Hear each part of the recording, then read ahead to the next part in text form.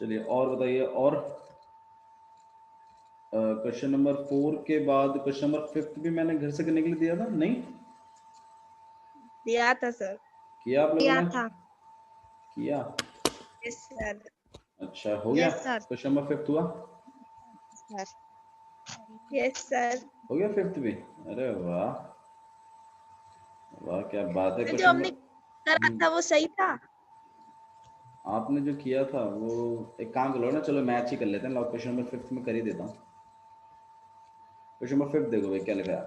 Find the ratio in which the line segment A point आपके पास that is 1 comma -5 और एक is divided by the x axis. 2 point आपके पास, एक ए comma B, ठीक है।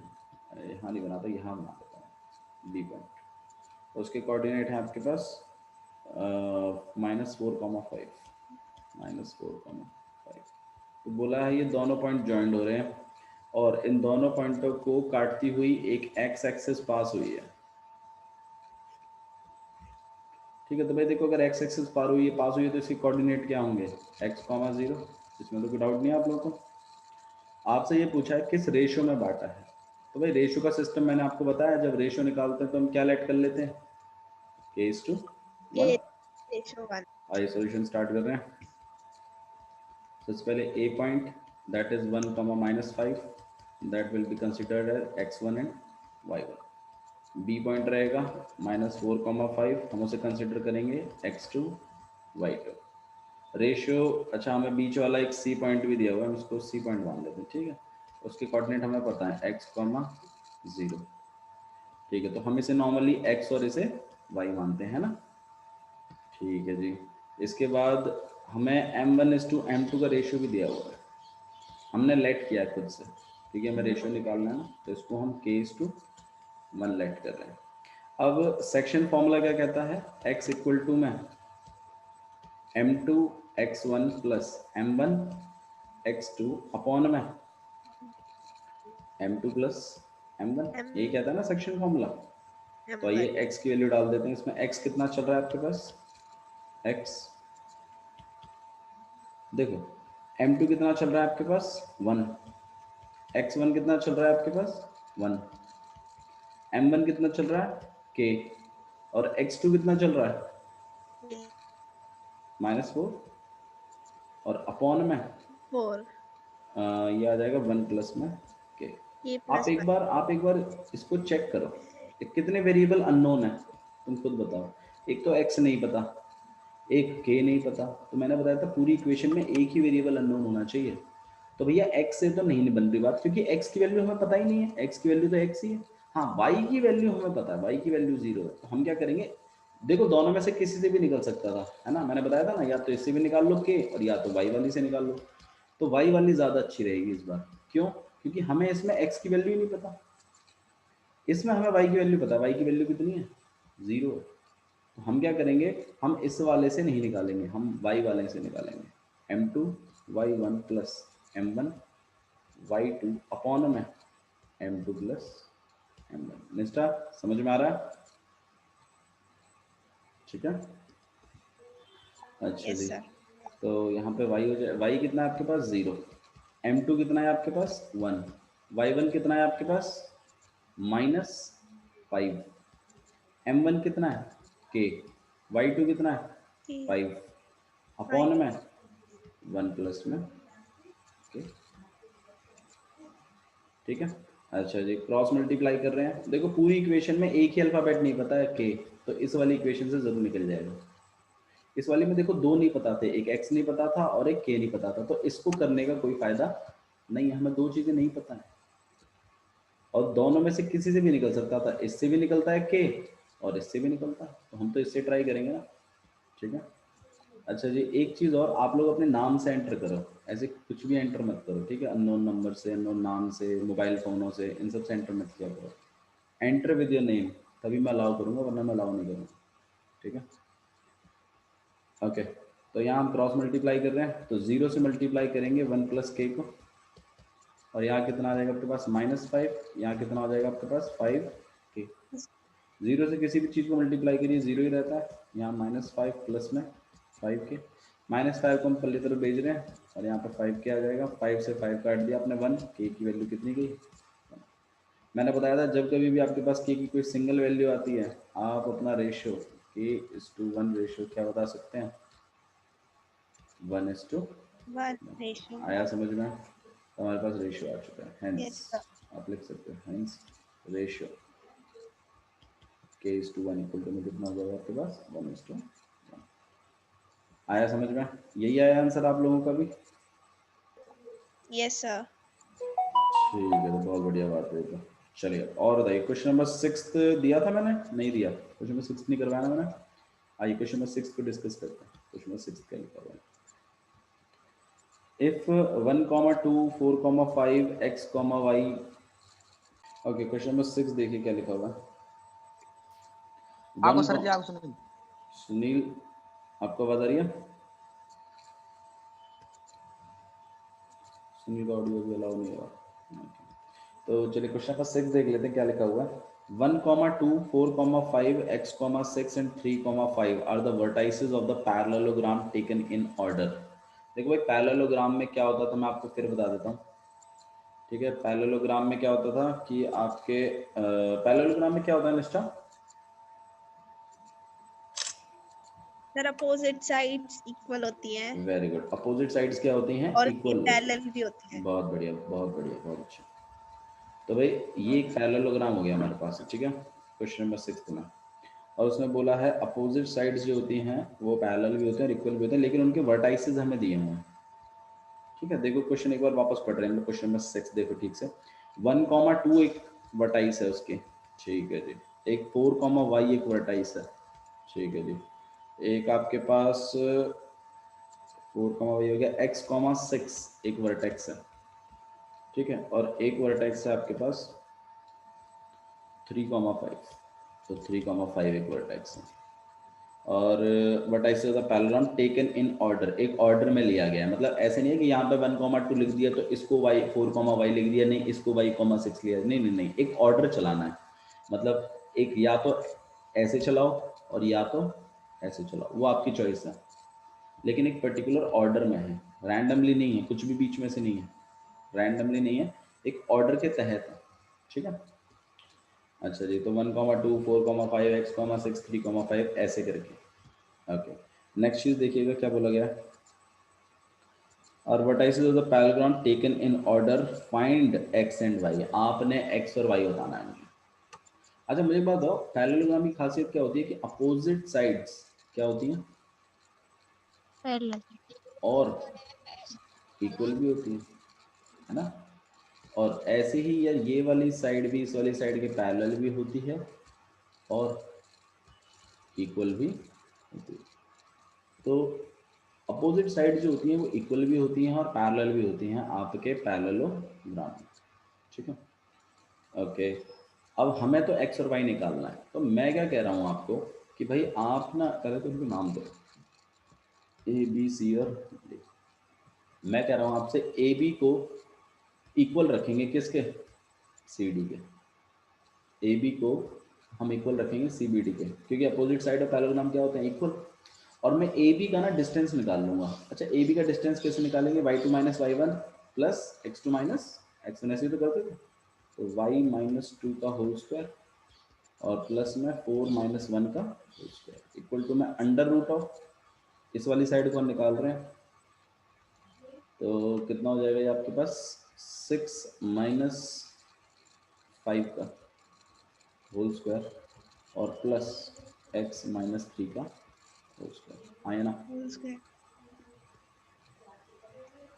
ठीक है। अच्छा जी, Sir. लेकिन इससे बात बनेगी नहीं, इससे तो एक्स वाई दोनों आ गए इसमें। एक काम करते हैं, ये टेक्निक नहीं लगाते थे, टेक्निक को ड्रॉप करते हैं। एक और टेक्निक है मेरे पास, उसको लगा के देखते हैं, उससे बात बन जाएगी। बिल्कुल अपोजिट साइड जो होती हैं वो पैरेललोग्राम की इक्वल होती हैं, ये इसमें तो कोई डाउट ही नहीं है ना। लेकिन एक खासियत और भी होती है पैरेललोग्राम की, कि जो डायगोनल्स होते हैं वो वो आपके बाइसेक्ट करते हैं एक दूसरे को, मतलब ये वाली साइड इस वाली साइड के इक्वल होगी और ये वाली साइड इस वाली साइड के इक्वल होगी। तो इसका मतलब ये वाला जो पॉइंट है आपका, ये इन दोनों पॉइंटों से बनने वाली जो लाइन है उसका मिड पॉइंट है कि नहीं है ना मिड पॉइंट। Yes, sir. और ऐसे ही ये इस वाली लाइन का भी क्या है, मिड पॉइंट है। तो हम एक काम करते हैं, हम इसका मिड पॉइंट निकालते हैं, पहले हम इस पॉइंट को निकालते हैं और फिर इस वाले के मिड पॉइंट में वो जो x और y की वैल्यू थी ना वो हमें पता चल जाएंगी, उसमें डाल देंगे और ये x निकल जाएगा यहाँ से, और जब x निकल जाएगा तो y भी निकाल लेंगे। देखो मैं करके दिखाता हूँ आपको। नाम ले रहे हैं हम लोग इसका, यहाँ पर a, यहाँ b, यहाँ पर c और यहाँ पे ये d हो गया। ठीक है, तो हम अपने कोऑर्डिनेट्स लिख रहे हैं यहाँ पर a 1, 2 और b क्या है आपके पास 4, 5 या 4, 5 छोड़ो, मैं एक बार ये ले रहा हूँ यहाँ पे a, c ले रहा हूँ। ठीक है, x, 6 मैं इसका मिड पॉइंट निकालूंगा अभी, इसका मिड पॉइंट ये वाला पॉइंट। तो इसको मैं o पॉइंट बना लेता हूँ। अब मेरे पास o जो पॉइंट है उसको मैं a, b मान रहा हूँ फिलहाल के लिए मिड पॉइंट। ठीक है, तो ये आपके पास क्या हो जाएगा x1, y1, ये क्या हो जाएगा आपके पास x2, y2, ये क्या हो जाएगा आपके पास x, y। सही है।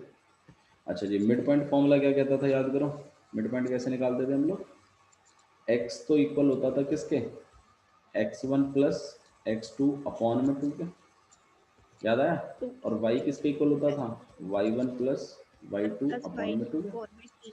भाई सेक्शन फॉर्मूला का स्पेशल है ना, स्पेशल केस था ये, कल ही तो करवाया है।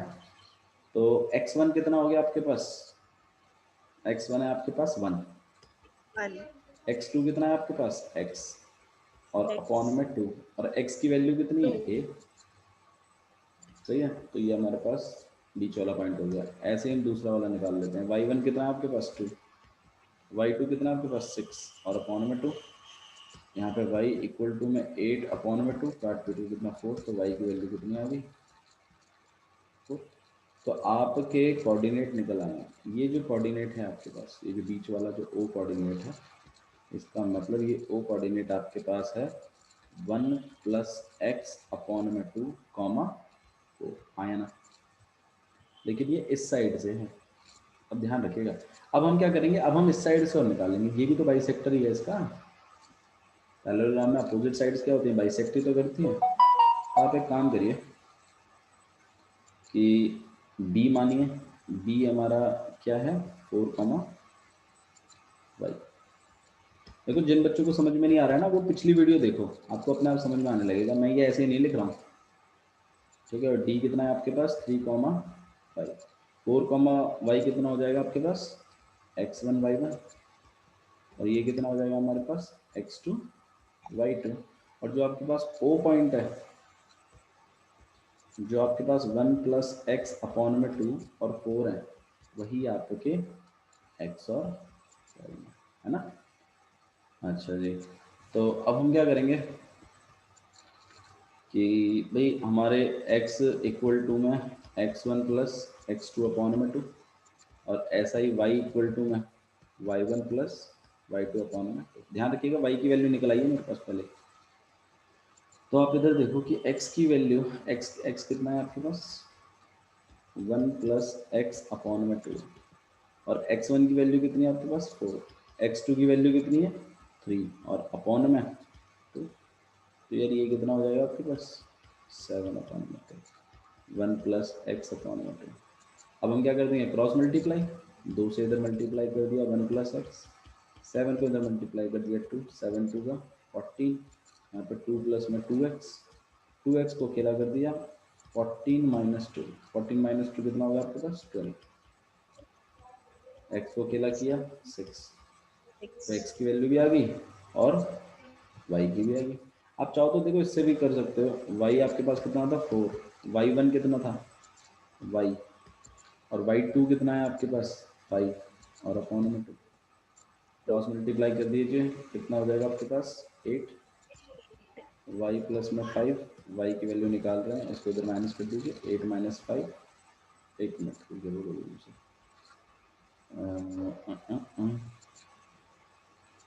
मैंने y1 कितना लेट किया मैंने 2, y2 के लेट किया 6 और अपॉन में 2, और b की जगह y, चलो अरे ये b है यार, ये y का लिख दिया मैंने, शिट ये b है।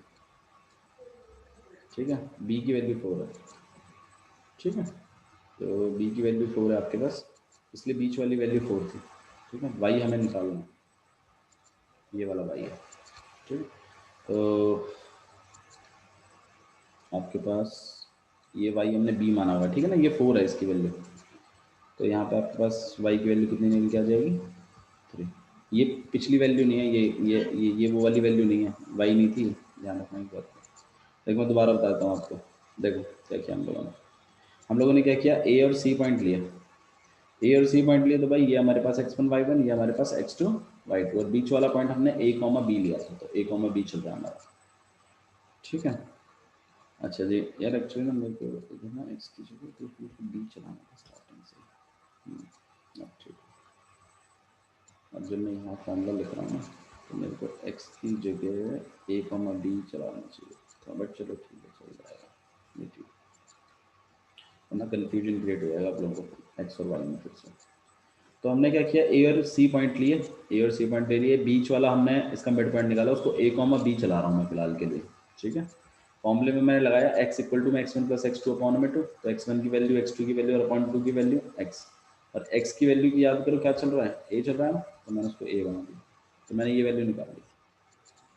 ऐसे ही मैंने y वाला लगाया, फिर मैंने उसकी जगह b लिख दिया, b चला दिया, तो मेरे पास बीच वाले कोऑर्डिनेट तो निकल आए, तो मैंने बीच वाले कोऑर्डिनेट लिख दिए, उनकी वैल्यूज भी मैंने लिख दी। फिर मैंने इस तरफ से निकाला, अपोजिट साइड से, भाई यार ये भी तो मिड पॉइंट है। फिर मैंने क्या किया, मैंने इन वैल्यूज को जस्ट प्लेस किया, b1 b2 ऐसे करके।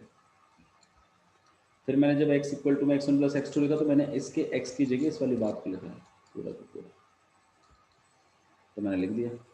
फिर ऐसे ही मैंने 4 प्लस 3 अपॉन में 2 कर दिया, सॉल्व किया, x की वैल्यू निकाल दी, क्योंकि पूरी इक्वेशन में मुझे एक ही वेरिएबल नहीं पता, that is x, and I can find that. इस वाली इक्वेशन में मुझे एक ही वेरिएबल नहीं पता है y, मैंने y भी निकाल दिया, तो भाई x की वैल्यू आपके पास कितनी गई 6, hence value of x equal to में कितना 6, एंड y इक्वल टू में प्लस x और y की दोनों की वैल्यू। आया समझ में, ठीक है। ओके, क्वेश्चन नंबर 7 देखिए क्या लिखा हुआ है, क्वेश्चन नंबर 7,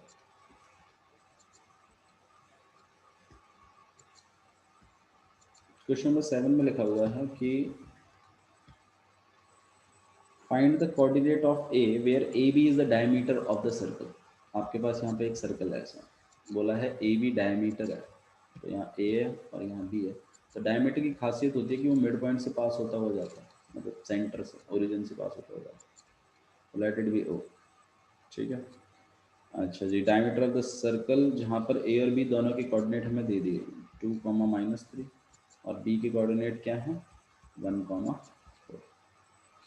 बोला है find the coordinate of A and B where A B is the diameter whose cent, अरे यार शिट, ए का नहीं दिया ये, हुज सेंटर इज दिस, तो सेंटर दिया है आपको 2, -3, और बी पॉइंट दिया है 1, 4। आपने तो मुझे ये ए कोऑर्डिनेट निकाल के देना है। तो मैं मुझे बताओ, अगर ये सेंटर है तो ऑब्वियसली बात है कि ए बी लाइन का क्या है, मिड पॉइंट भी तो है भाई, रेडियस रेडियस है ना दोनों तरफ। तो हम क्या करेंगे, हम पहले ए की कोऑर्डिनेट हमें पता नहीं है, तो हम इसे x1 और y1 लेट कर रहे हैं, ठीक है। अच्छा, हमें o के कोऑर्डिनेट पता है, तो दैट इज 2, -3, याद करो मिड पॉइंट वालों को हम लोग x, y मानते थे, और b वाला जो है उसके कोऑर्डिनेट हमें पता है 1, 4, तो याद करो उसको हम लोग x2 y2 मानते थे। तो भाई अपना वही मिड पॉइंट वाला फॉर्मूला लगा दीजिए कि भाई जो आपका x होगा वो किसके इक्वल होगा, x1 प्लस x2 अपॉन में 2 के। तो x की वैल्यू तो तुम्हें पता ही है कितनी है 2, x1 नहीं पता है, x1 तो निकालना ही है, x2 पता है कितना है 1, और अपॉन में 2, 2 जा 4, x1 प्लस 1, x1 की वैल्यू कितनी आ गई 4 - 1 दैट इज 3, तो x1 का आंसर कितना होगा आपके पास। ऐसा ही y इक्वल टू में y1 प्लस y2 अपॉन में 2, तो y कितना हो गया आपके पास -3, -3 क्यों, हाँ -3 तो y1 निकालना है, तो y2 कितना हो गया 4 अपॉन में 2, क्रॉस मल्टीप्लाई कर रहे हैं -6, वाई प्लस 4, वाई को अकेला कर दिया, उस 2 को उधर भेज रहे हैं, -6 -4 कितना आएगा वाई की value -10।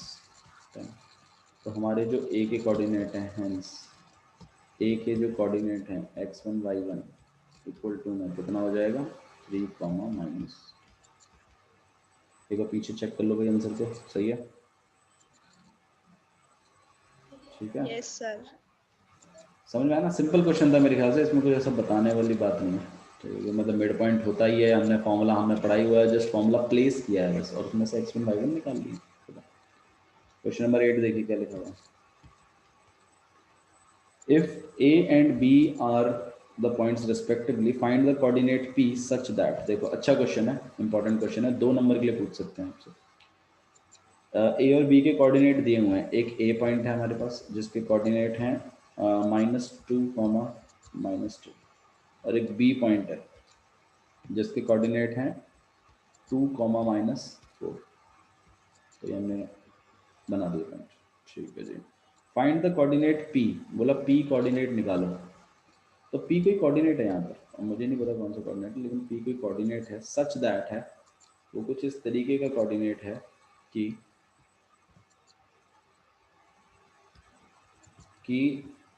A P equal to 3/7 of A B.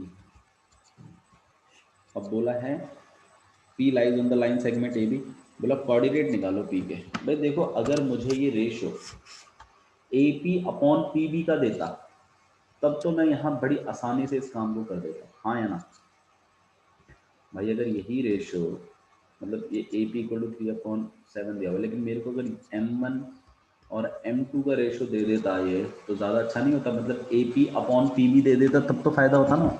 नहीं, अभी तो फ़ायदा ही नहीं होगा, क्योंकि उसने हमें दिया है ए पी, अभी तो कुछ दिया ही नहीं है, A P equal to 3/7 of A B दिया है। चलो ठीक है, मैं एक काम करता हूँ, मैं इनका रेशो बनाने की कोशिश करता हूँ।